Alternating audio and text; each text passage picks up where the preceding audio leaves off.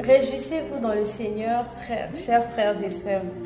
Je parle aux gens, aujourd'hui je parle aux gens qui se disent ceci, qui se posent ce genre de questions. Ah, Dieu existe réellement, mais pourquoi je dois demeurer dans cette situation? Dieu existe réellement, mais pourquoi cette situation demeure toujours dans ma famille? Pourquoi cette situation demeure toujours dans la vie de ma soeur, dans la vie de mon frère? Cette situation me ronge depuis. Jusque-là, cette situation ne finit pas. Ah, pourquoi dans le monde, il y a toujours ces choses qui sont en train de régner? Pourquoi il y a ça? On dit que Dieu a tant aimé le monde.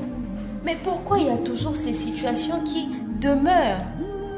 Oui, Dieu existe réellement et son amour est réel.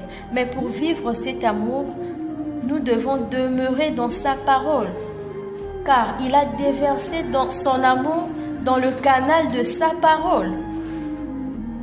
Comme il est écrit dans sa parole, si vous gardez mes commandements, vous demeurerez dans mon amour, comme moi j'ai gardé le commandement de mon Père, et je demeure dans son amour.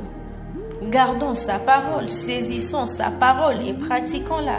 Écoutez, il y a un merveilleux verset dans le livre de Psaumes qui dit « Alors ils ont crié à l'Éternel dans leur détresse, et l'Éternel les a délivrés de leurs angoisses. » Comment il les a délivrés? Il a envoyé sa parole et les a guéris et les a retirés de leurs fosses. L'Éternel, pour leur délivrer de leur détresse et de leurs angoisses, c'est en envoyant sa parole. C'est un peu comme toi, cette situation qui te ronge depuis, qui ronge ta soeur, ton frère dans ta famille, où tu veux changer, tu te dis pourquoi ça demeure.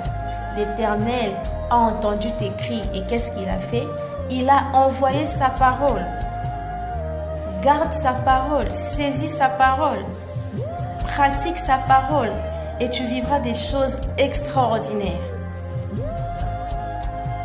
L'Éternel a déversé son amour dans sa parole.